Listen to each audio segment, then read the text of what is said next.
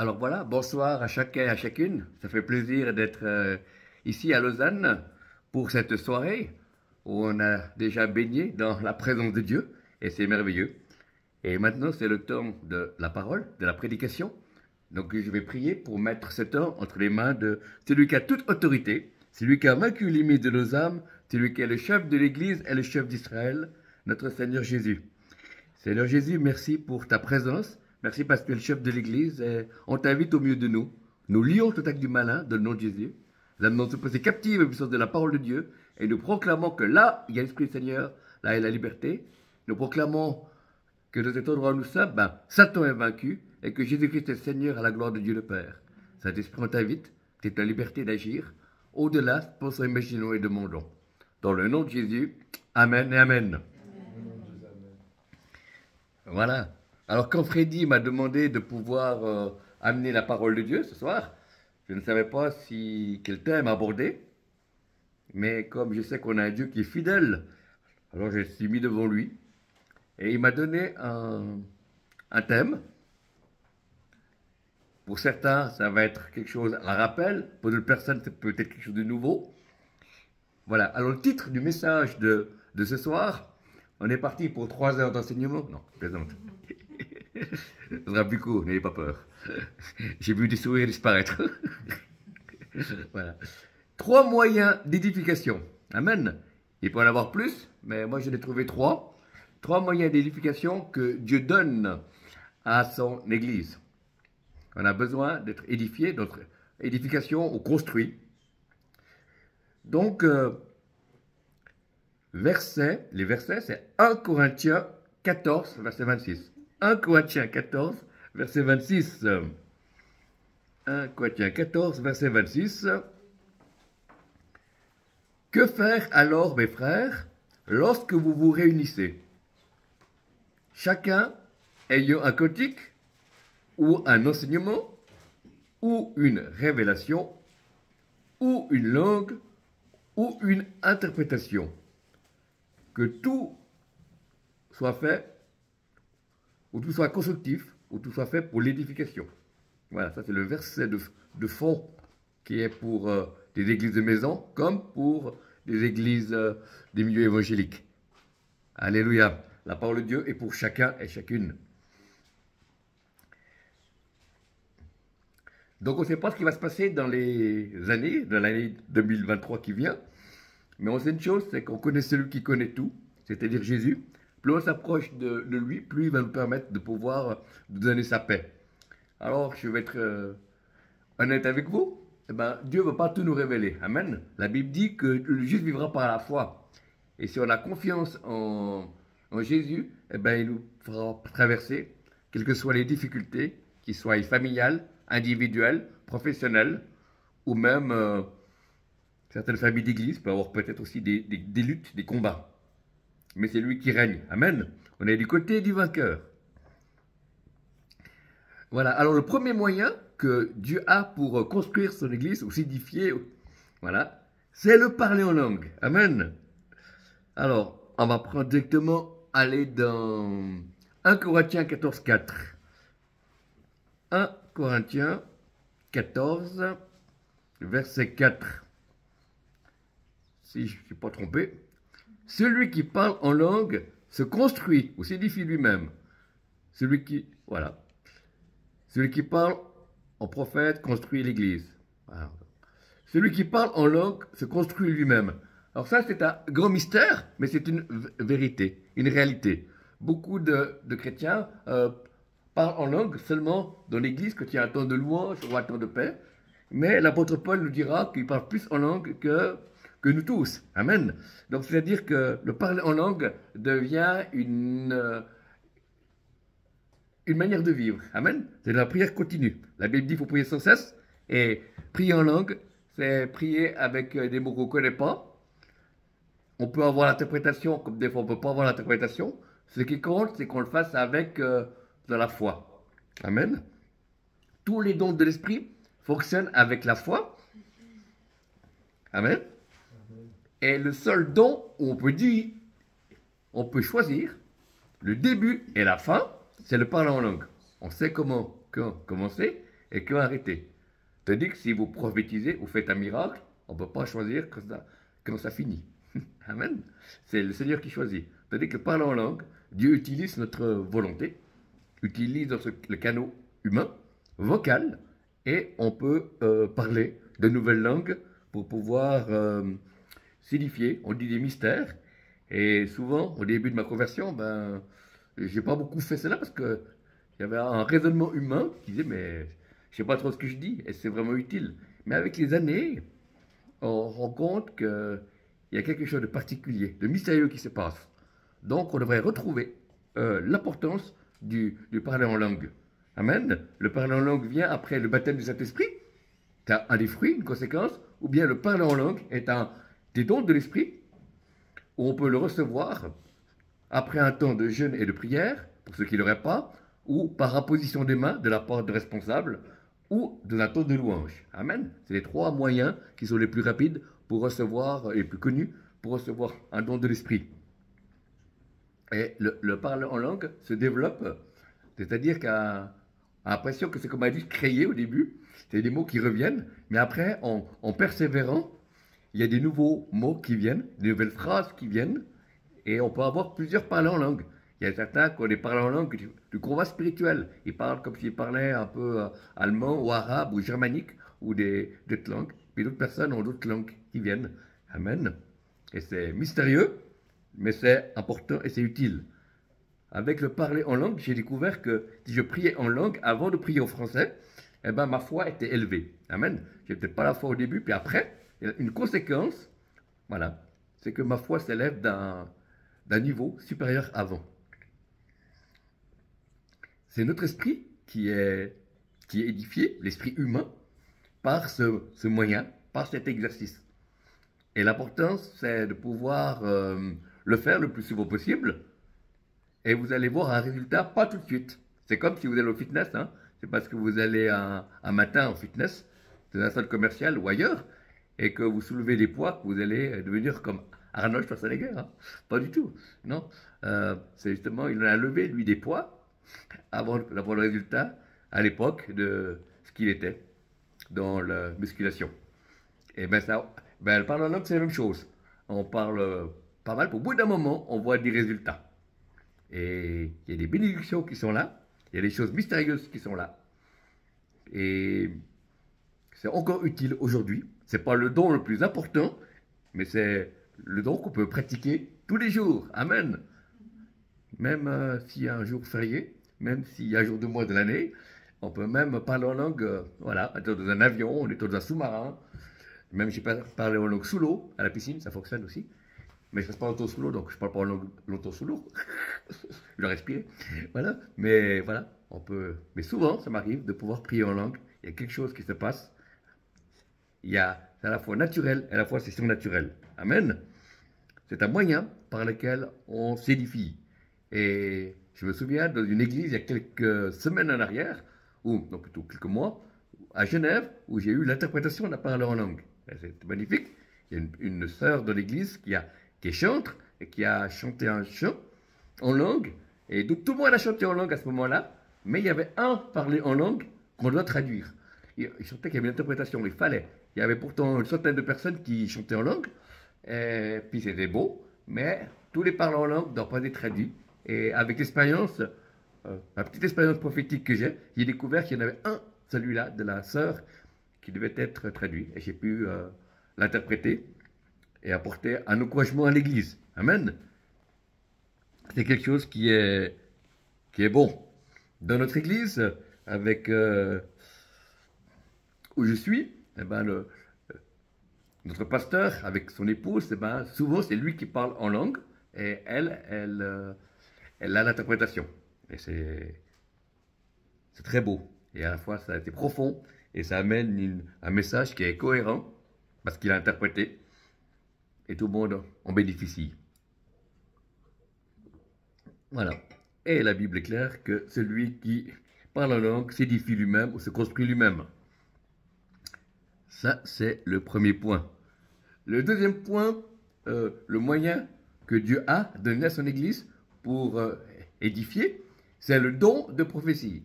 Voilà. Le don de prophétie, On va aller dans toujours l'épître aux Corinthiens. On va prendre 1 Corinthiens 14, 14 verset 3. 1 Corinthiens 14 verset 3. Voilà. Alors, 14 verset 3. Juste. En effet, ceux qui parlent en langue ne parlent pas aux hommes, mais parlent à Dieu, car personne ne le comprend. Et c'est un esprit qui dit des mystères. Celui qui parle en prophétie, au contraire, parle aux humains, il les construit, les édifie, les encourage et les réconforte. Celui qui parle en langue se construit lui-même, celui qui parle par le don de prophétie construit l'Église. Je veux bien que vous parlez tous en langue, mais je préfère encore que vous parliez par le don de prophétie. Celui qui parle avec le don de prophétie est plus grand que celui qui parle en langue, à moins que celui-ci interprète. Amen. Donc, il y a le don de prophétie qui est donné pour tout croyant, qui font partie de la première série de dons. Il y a les dons d'inspiration, qui sont le don de prophétie, le parler en langue et l'interprétation des langues. Et après, il y a un autre palier, qui sont les dons de révélation, parole de connaissance, parole de sagesse et discernement de l'esprit. Et après, le troisième palier, c'est les dons de puissance, c'est les dons de guérison, les dons de guérison, les dons de miracle et les dons de foi, qui sont les dons de puissance. Voilà. Mais le don de prophétie, après le parler en langue, est le don le plus réparti, est connu et pratiqué dans beaucoup d'églises évangéliques et groupes de prière. C'est encourageant. Mais il faut aussi dire quelque chose, qu'il y a beaucoup plus de sœurs qui prophétisent que d'hommes. Amen. Quand on visite les églises, il y a beaucoup plus de femmes, de sœurs qui prophétisent que d'hommes. Il y a aussi, hein, amen, mais dans le nombre et la quantité.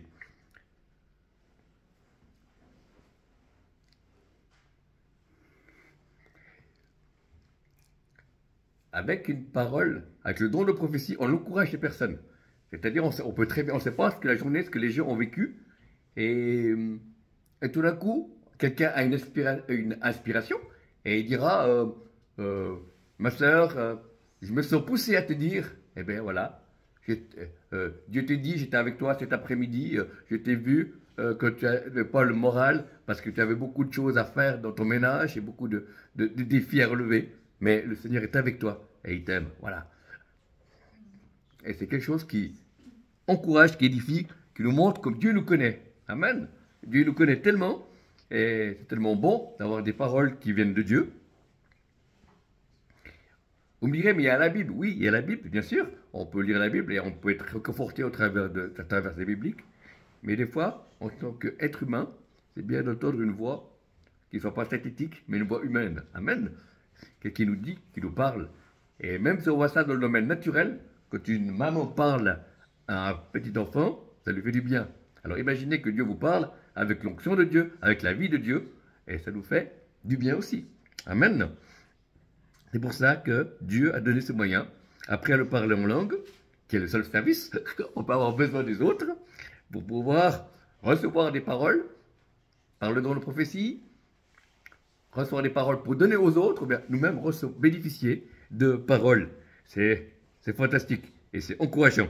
Et c'est là, ça nous édifie, ça nous construit, ça nous encourage à faire confiance à Dieu quand on passe par des moments qui parfois ne sont pas faciles. Amen. Dieu nous connaît, c'est pour ça que Dieu nous parle. Amen. Dieu connaît tout, nous on est limités, mais lui il est illimité. Dieu connaît le passé, notre présent et notre futur. Amen. Alors, on n'a pas de crainte à avoir, et on sait qu'il est là, et on peut, quand le Seigneur conduit, on peut recevoir des paroles, et ça nous fait du bien.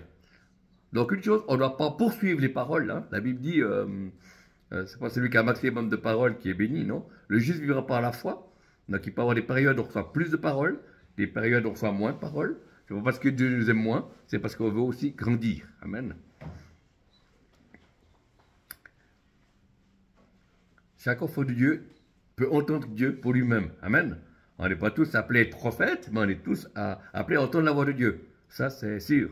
On a tous le Saint-Esprit, on est tous sacrificateurs à la gloire de Dieu le Père. Nous avons tous un cœur, nous avons tous une intelligence. Nous pouvons avoir de la prière sous n'importe quelle forme. Et à un moment donné, on peut entendre Dieu nous parler. Amen.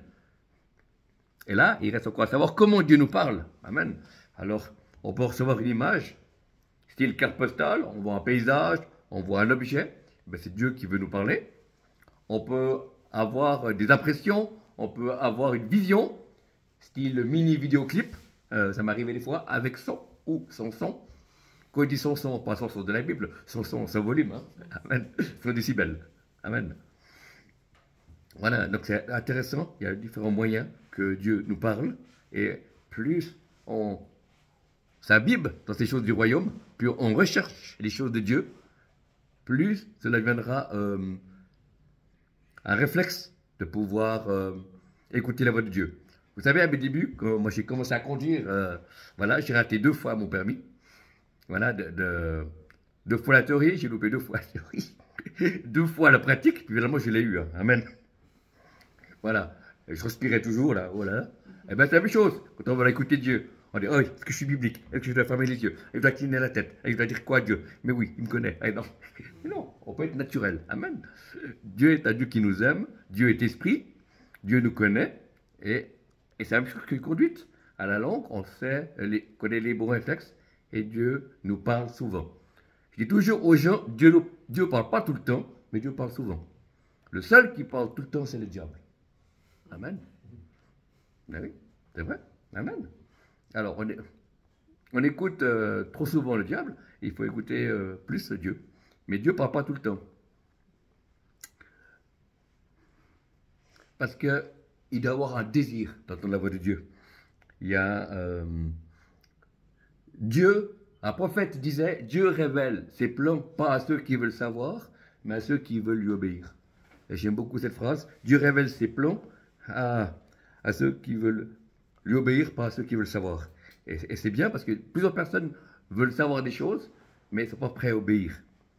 Mais si tu obéis à Dieu, et bien après, si Dieu révèle ses plans, eh ben, il ne te laisse pas en plan. C'est lui qui a le plan de ta vie, hein, et tu peux aller de l'avant, avec prudence, mais tu peux aller de l'avant. En tout cas, ça fait plus de 20 ans que je suis chrétien.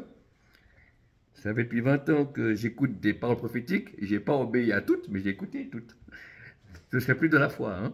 Amen. Des fois, il y a des gens qui ressemblent des choses un peu bizarres. Des fois, c'est des versets, et ça peut être bien. Et voilà. Donc, examinez toutes choses. Hein? C'est pas parce que quelqu'un dit « Oracle de l'Éternel, Dieu d'Abraham, d'Isaac et de Jacob, je te vois dans une rivière, et tu es mouillé. » Non, mais voilà, il faut quand même quelque chose un peu plus rempli que ça. Vous voyez? Donc, quelque chose qui puisse nous faire du bien. Amen. Voilà. Mais c'est en pratiquant, en persévérant, qu'on découvre qu'on peut être moins tendu. Après, ça vient quelque chose qui est normal, avec des phrases qui se développent. Et ça peut aller jusqu'à, maintenant, ça m'arrive à 3 minutes, 4 minutes de prophétie. Amen. Voilà. Et dans les grands séminaires, j'ai eu l'occasion où le Seigneur s'est révélé à moi de manière particulière, avec une onction particulière, où j'ai pu avoir 40 à 45 prophéties. Voilà, de ce soir-là, c'était particulier. C'est vraiment le Seigneur qui m'a traversé. Amen. Et moi, je ne fais pas autant de prophéties. Et puis, c'est lui qui connaît tout. Amen. Il peut tout. Amen. Il agit au-delà. Pensons, imaginons et demandons. Amen. Alors, ce qui attire les paroles prophétiques, parce que c'est un mystère. Pourquoi certains reçoivent les paroles, d'autres reçoivent moins et d'autres pas. Eh bien, c'est par rapport à la passion qu'on a pour Dieu. Si tu es dans l'obéissance et tu as la passion, tu attires. Parce que je me souviens que j'étais nouveau converti, il y avait chaque fois une sœur de l'église, chaque fois qu'il y avait un prophète qui venait de l'église, ou on allait à l'extérieur, à Soteria ou ailleurs, chaque fois elle recevait une prophétie. Mais moi j'allais avec elle, puis je ne recevais pas forcément. Voilà. Alors, c'est bizarre. Et puis finalement, avec les années, en découvrant des livres chrétiens, en discutant, eh ben, j'ai découvert que c'est la passion que tu as pour Dieu. Eh ben, tu attires la révélation, tu attires les dons de l'esprit, et les personnes peuvent te parler. Amen. Voilà. Voilà la raison. Ils ne sont pas meilleurs que toi, ils ne sont pas pires que toi. Voilà. Dieu nous connaît. Amen. Et ce soir, il y aura quelques paroles. Amen. Voilà. Donc, on a vu le premier moyen d'édification, c'est le parler en langue, pas le parler des langues. Hein. Le parler des langues est différent. C'est à parler chinois, parler arabe ou parler en russe sans l'avoir appris. Hein, ça peut arriver. Ça peut arriver à des personnes. Mais c'est rare. Moi, ça ne m'est jamais arrivé. Je sais toutes les langues en français. Ma femme est une bonne traductrice. Mais moi, non. Voilà.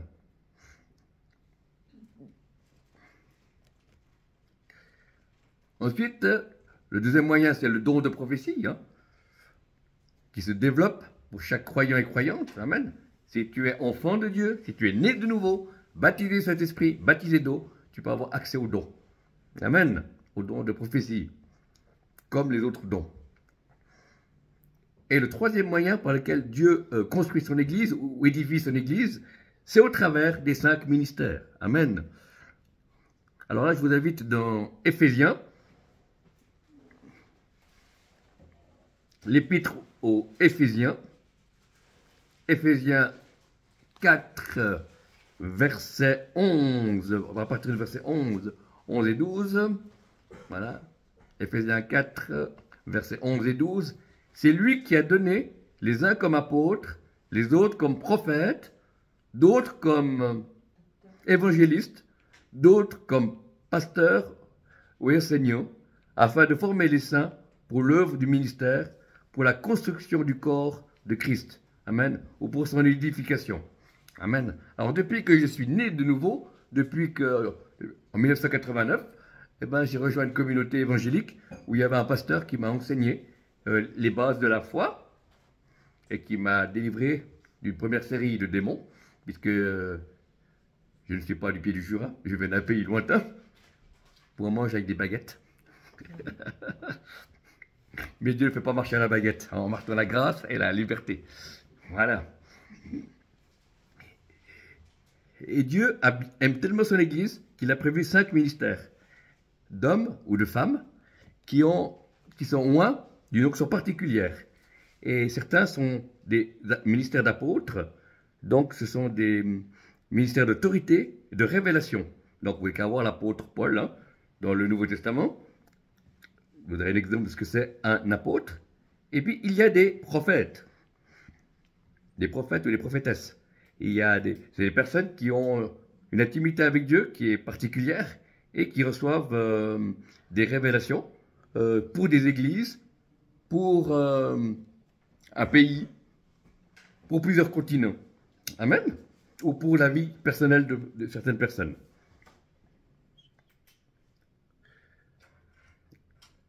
Après, il y a les évangélistes, hein, c'est ceux qui encouragent le peuple de Dieu à évangéliser et puis qui sont eux-mêmes des instruments d'évangélisation. Ils sont là, ils vont dans la rue, ils ont des révélations, ils sauvent des gens, ils guérissent les gens. Amen. On a besoin d'authentiques évangélistes. Et après, il y a des enseignants. On a besoin d'être enseignés, hein, parce que des fois, il y a des doctrines, des fois, on croit un peu n'importe quoi. Tout ce qui est sur YouTube n'est pas bon à prendre. Hein. Il faut trier. Amen. Il y a des bonnes choses, mais des choses moins bonnes. Alors, il faut trier.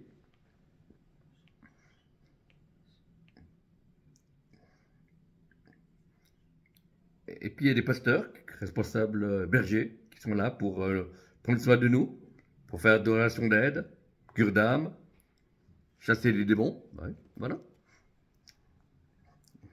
C'est bon. Et on a besoin de ces 5 onctions dans l'Église. Et c'est dommage, les églises ou les mouvements qui veulent seulement que le pasteur, parce que le pasteur n'a pas tous les dons, comme les autres ministères. On a besoin des uns et des autres. Amen. Et on a besoin de toutes ces personnes-là, où Dieu coule à travers, pour pouvoir nous enseigner, pour recevoir qui nous enseignent comment prier pour les malades, qui nous enseignent comment écouter la voix de Dieu, qui nous enseignent comment gagner des âmes, qui nous enseignent le combat spirituel, afin que nous puissions apprendre, et puis nous, après, pouvoir former d'autres. Amen. Le but, c'est pas que ces 5 ministères fassent tout le travail, mais mettent le peuple de Dieu en marche. Amen. Pas à l'arrêt, en marche. Et après, quand chaque groupe de prière On peut prier pour les malades, on peut chasser des démons, des bébés démons, je dirais. Après, il faut que c'est plus gros, il faut un degré de certification qui soit conforme. Donc c'est pour ça qu'il dit on peut tous chasser des bébés démons. Après, quand c'est plus haut, il faut avoir une vie consacrée. Amen. Une vie sanctifiée.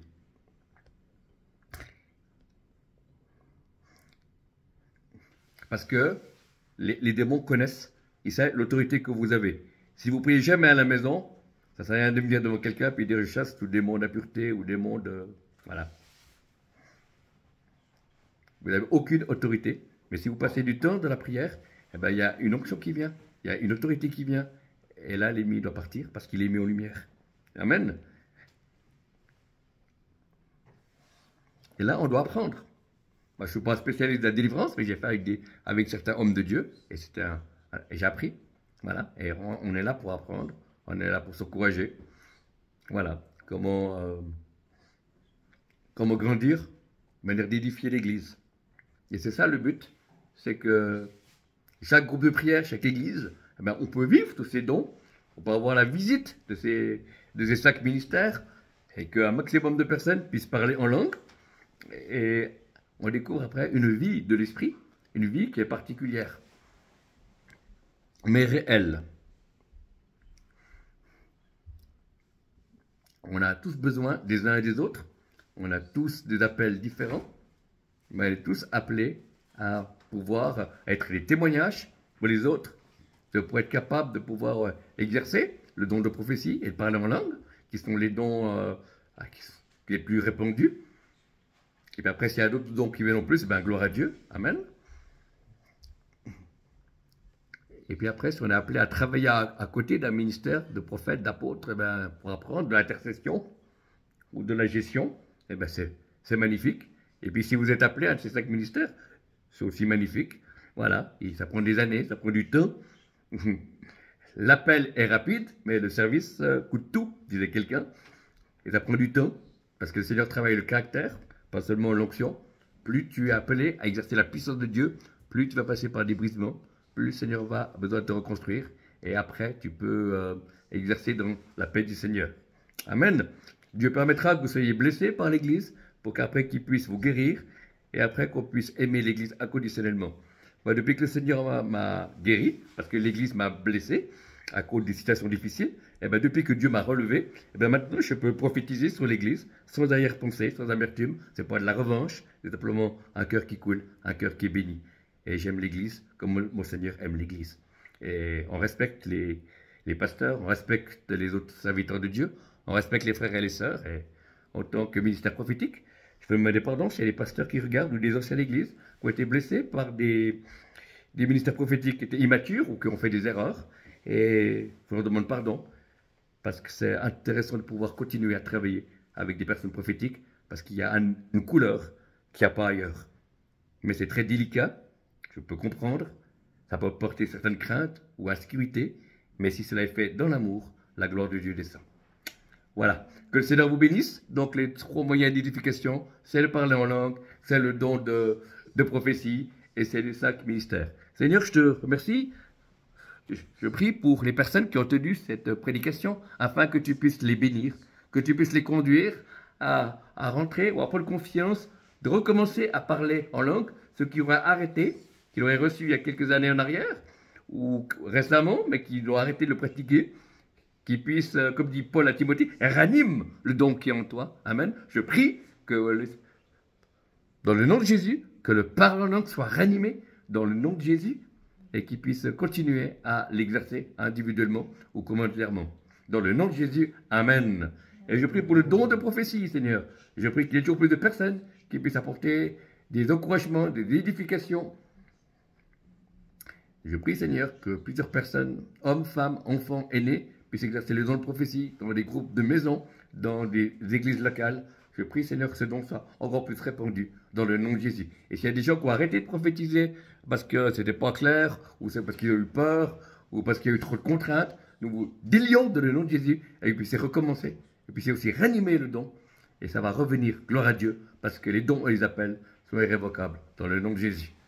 Et je prie, Seigneur, pour les 5 ministères, je prie que les 5 ministères puissent visiter différents endroits de la francophonie, ou des familles d'église, ou dans des endroits où il n'y a pas eu des 5 ministères qui ont passé, qui puissent se passer durant les années qui viennent, voilà, et qui puissent découvrir qu'il y a des bonnes choses qui viennent d'ailleurs. Merci Seigneur pour tous ces ministères. Il n'y a pas un seul apôtre, un seul prophète, il y a des apôtres, des prophètes, et c'est tellement beau de voir les ministères prophétiques exercés par des juifs messianiques, ou le voir exercés par des Africains, ou par des Asiatiques, ou des Anglais, des Américains, ou différents pays. Il y a une onction qui est particulière, une couleur qui est particulière, et on est édifié. C'est-à-dire merci beaucoup aussi de donner du discernement aux groupes de maisons, aux églises, afin qu'ils n'évitent pas des faux ministères, puisqu'il est dit dans la fin des temps, il y aura des faux apôtres, des faux enseignements, des faux évangélistes, qui puissent avoir une clairvoyance, Seigneur, parmi les responsables, mais pour ceux qui ont discerné, qui sont vrais, qui puissent avoir la liberté de l'esprit de pouvoir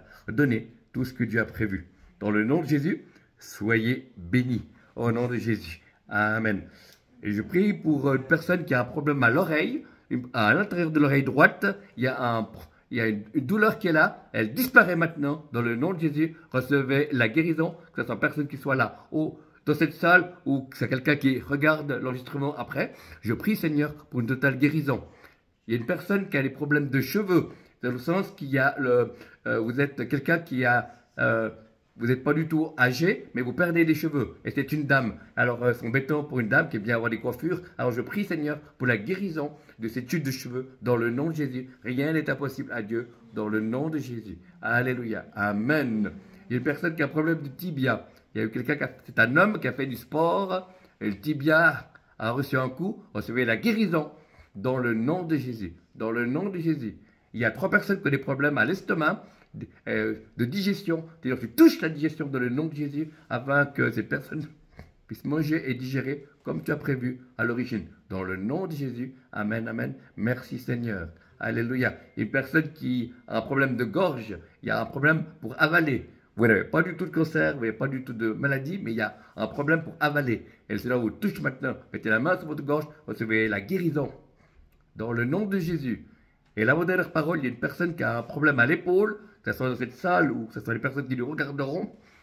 L'épaule droite, recevez la guérison. Dans le nom de Jésus, il y a eu un faux mouvement, il y a eu de l'or qui est venu et qui persiste. Recevez la guérison dans le nom de Jésus. Et pour finir, il y a une personne qui a un problème de diabète, une ou plusieurs personnes, recevez la guérison dans le nom de Jésus. Nous brisons ce diabète dans le nom de Jésus. Nous proclamons que Dieu, anciennes sont passées, toutes choses sont en train de devenir nouvelles. Proclamons le psaume 103 qui dit que c'est celui qui pardonne toutes nos iniquités et qui nous guérit de toutes les maladies. Recevez la guérison de ce diabète dans le nom de Jésus, ni par force, ni par puissance, mais par l'Esprit du Seigneur. Au nom de Jésus, amen et amen. Shalom. Merci beaucoup. Soyez bénis.